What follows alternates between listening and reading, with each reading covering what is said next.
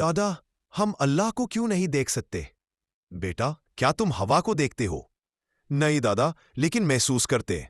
بالکل ویسے ہی ہم اللہ کو دیکھ نہیں سکتے، لیکن ان کی رحمت اور ان کا نور محسوس کر سکتے ہیں۔ لیکن دادا، اللہ کہاں رہتے ہیں؟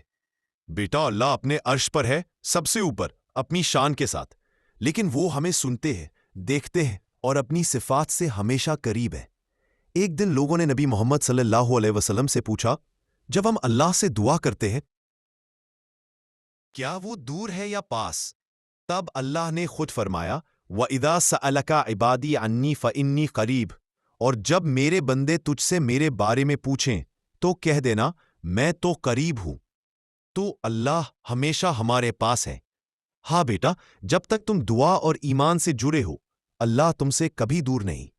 اللہ اپنے عرش پر ہے، لیکن اپنی رحمت اور صفات سے ہمیشہ قریب ہے۔